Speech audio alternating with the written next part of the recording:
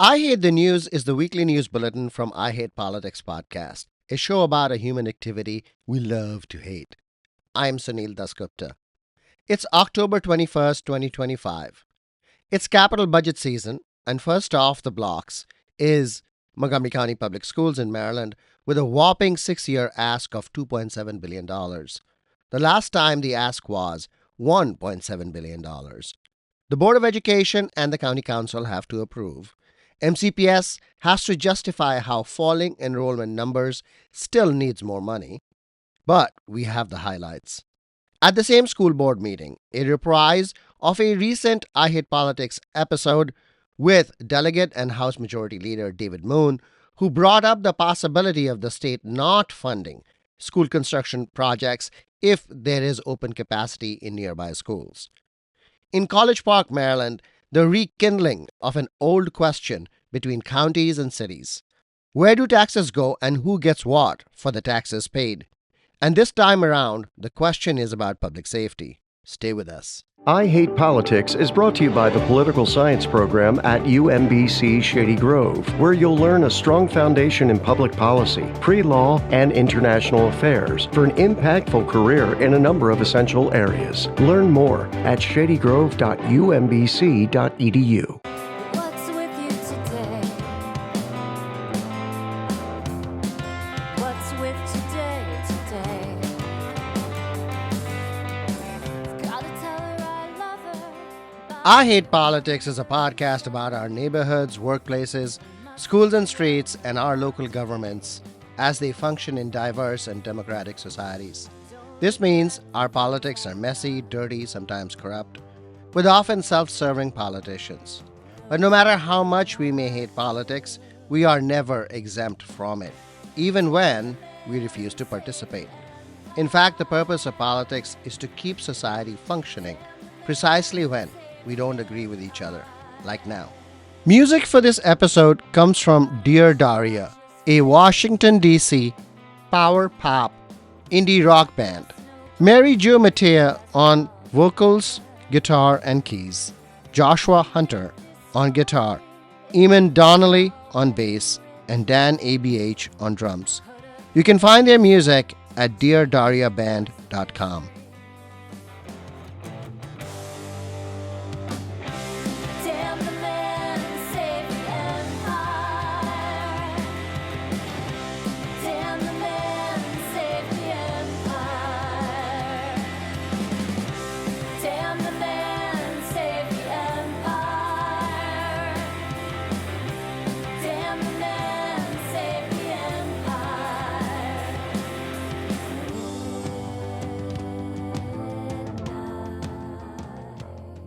Government money is generally divided into two parts: capital and operating budgets. Operating budgets are everyday expenses, salaries, electric bills, maintenance contracts, which come directly from taxes collected by the jurisdictions and revenues passed down from state and federal governments. Capital budgets, that is, spending on new schools, big renovations, HVAC, roofs, athletic fields, usually comes from money borrowed from the municipal bond market. And these are paid back over time using the same tax revenue that goes to meet the operating budget. Debt service is how we call payback, and it is often a significant portion of the operating budget itself. As you might imagine, there is some tension between how much to borrow to spend on capital use and how much to spend on salaries and running expenses. In Maryland and in Montgomery County, capital budget decisions are finally taken by the taxing authority, the county council. The operating budget is determined using a state law called the Maintenance of Effort, which means counties must match last year's per pupil spending and add 3% inflation protection unless there are special circumstances, such as a severe downturn in the economy, such as during the 2008 financial crisis. The fight over MCPS's operating budget will come later, but first, they have to deal with capital spending. Sally McCarthy follows the school district's Capital Improvement Plan, or CIP, on behalf of the Montgomery County Council of PTAs, an advocacy organization of families of students. If you're a parent thinking about what's the CIP, what's included, $2.7 billion, which is a big ask over prior years. And there are 7 projects, 1 high school, 2 middle schools, 5 elementary schools. It's the first time ever publishing the list of HVAC and roof repair projects, some TBDs. The biggest, I think, was last week's announcement that MCPS has approached the state for approval to use Crown High School as the holding facility for Damascus High School's replacement project. These are all intertwined with the current boundary studies for Crown and the Woodward reopening and the proposed regional program model. And I think the biggest thing for our community and our families right now is trying to figure out what's coming first, when decisions will be made. MCPS said that their total enrollment is dropping, but they are asking for $1 billion more. How do you square that? Enrollments are going down. That's correct. That is a long-term problem in terms of revenues for the operating budget. But the problem is the imbalances across elementary schools. So the county planning pointed out in February with their analysis, you've got 10,000 empty seats in your elementary schools. So it's time to really look at those elementary schools where the populations are growing, where it's not happening, and where it's declining. And so there's a proposed countywide elementary school boundary study in the CIP. When does that start?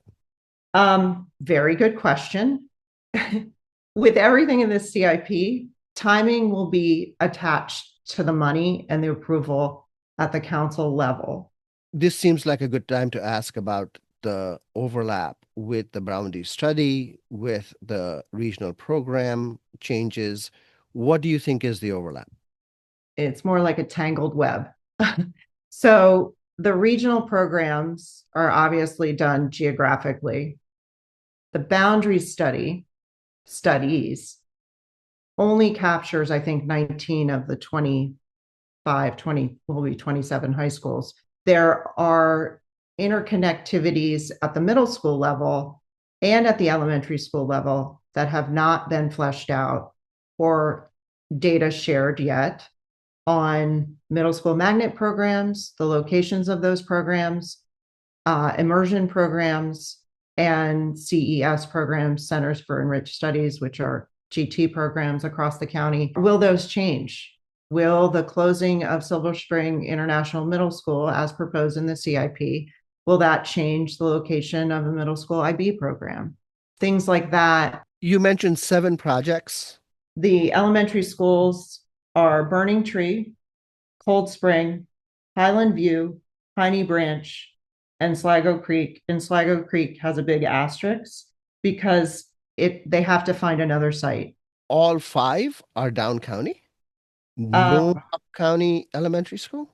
No, so the few that were removed from this year's proposal that have also undergone feasibility studies, Twin Brook Elementary School in Rockville, Whetstone in Gaithersburg in Montgomery Village, and Damascus Elementary School. And the middle school and the high school?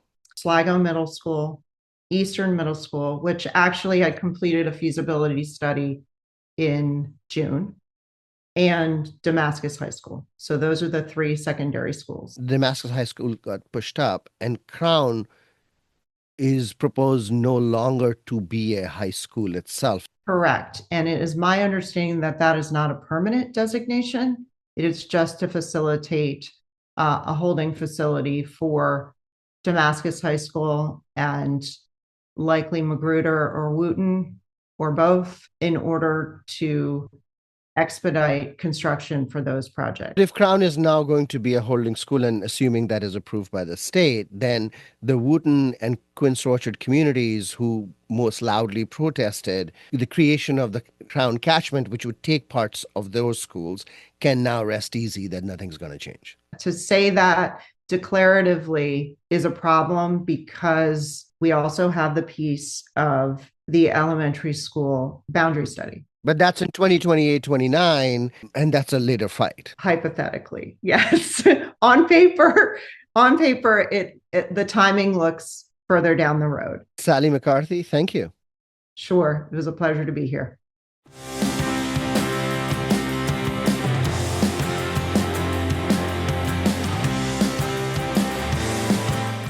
One of the big questions in school capital budgets is where is all this money coming from? Most of the capital spending comes from money borrowed by the county as bonds, and some comes from the state.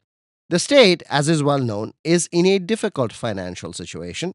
Not yet terrible if you look at the last reported tax collections, but expected to get worse. And Delegate David Moon from District 20 in Montgomery County and the majority leader in the House of Delegates had some stern words for MCPS on this show a few weeks ago.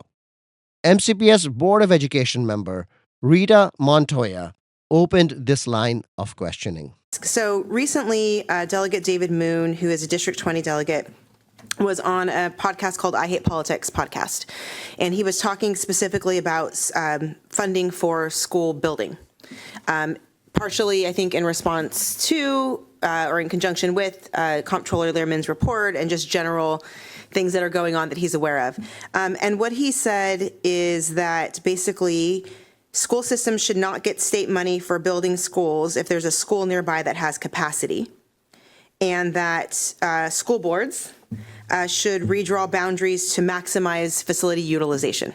So basically, if you want to add some portables or some additions onto Bethesda Elementary, then perhaps we should look at capacity nearby at the schools. And if there's capacity there, if you want to build, great, but the state shouldn't foot the bill.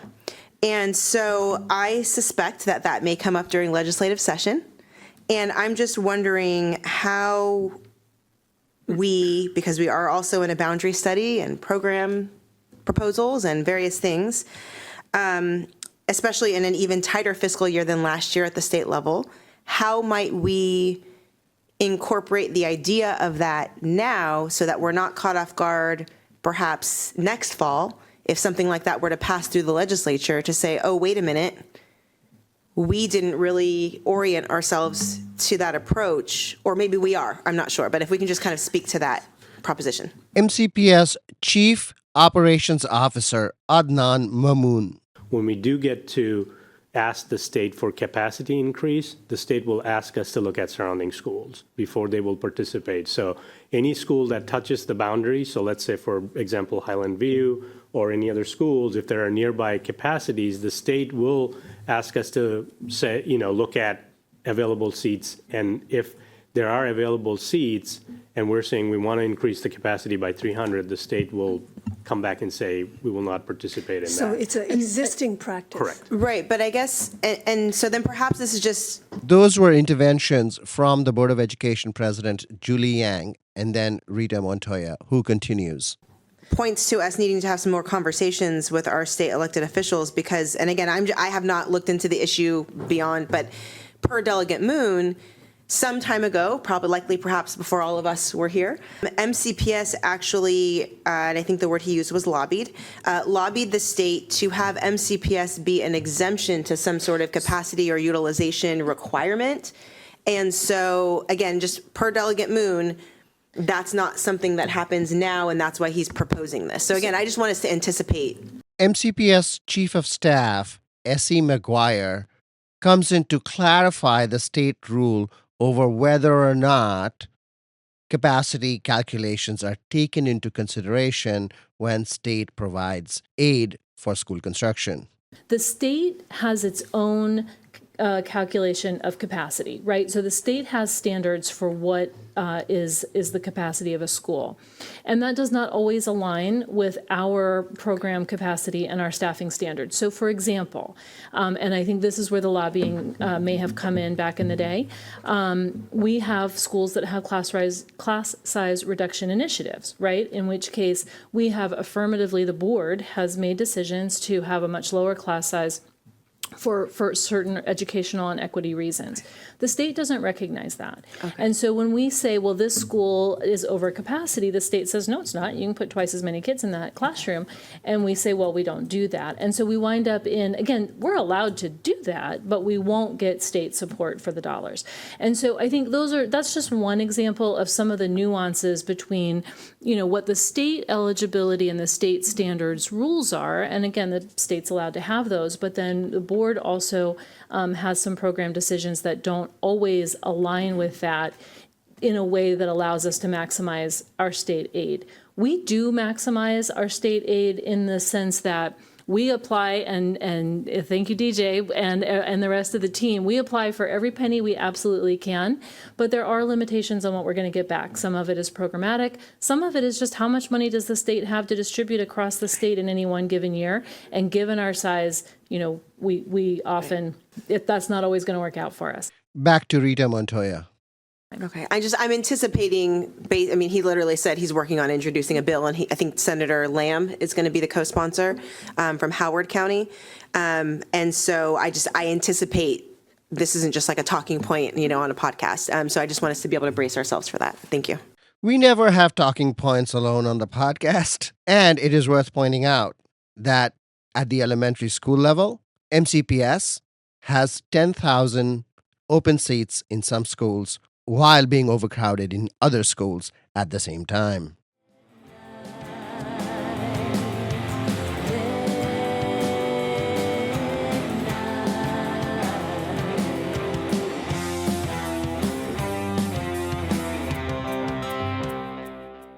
The relationship between the different levels of government, city, county, state, federal, is a fascinating field of study with the boring name of intergovernmental politics. Just like state aid for school construction in the county is central to understanding and managing school construction projects, there is a similar push and pull between counties and cities over services and which government provides what in return for the taxes paid. Fazlul Kabir is the mayor of the city of College Park in Prince George's County, who recently wrote in his newsletter that the county was under-providing police patrolling in his city. Here, he explains the argument. College Park is in a very unique situation. We are a city that does not have its own police department, even though we have about 34,000 population. We are the second largest city in the county, Prince George's County. There is probably one other city, Eagle Harbor, which has a very small population of 67 people that doesn't have a police department. And there are 27 municipalities in Prince George's County. So we are looking into the numbers in terms of the taxes that our residents pay to the county to get the police patrol service and the investigation service. And the amount of taxes that our residents pay has been growing up because of the economic development we have over the years. We are now paying more and more taxes to the county, close to $4 million every year. With that money, we are only getting about 4 police officers who work on 12-hour shift.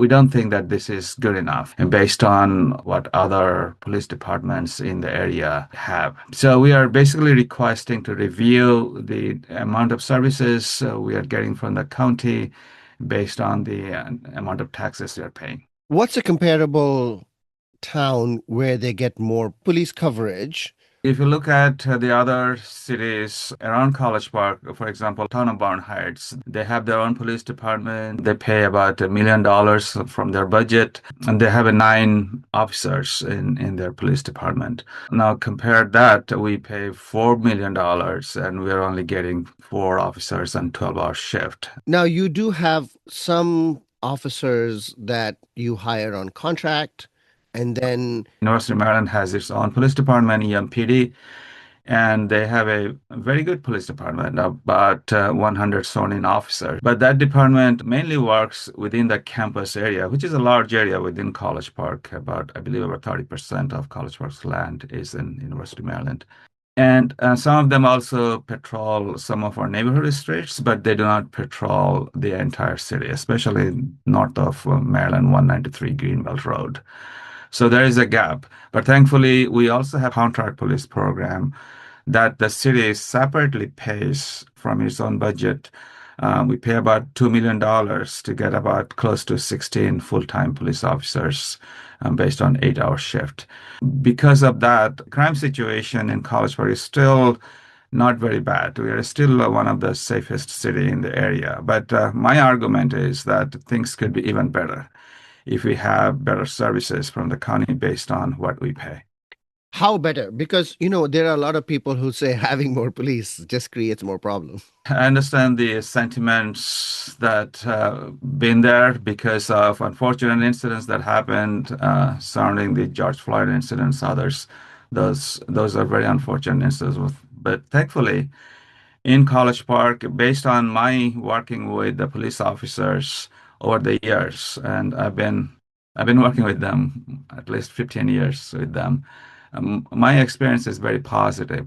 I'm not suggesting that we should be seeing police officers on every street corner, but we should be having enough police officers so that people feel safe, people see them patrolling on the streets. How many do you want? Back in 2018, we ran a police study, but I believe it was between 30 and 40.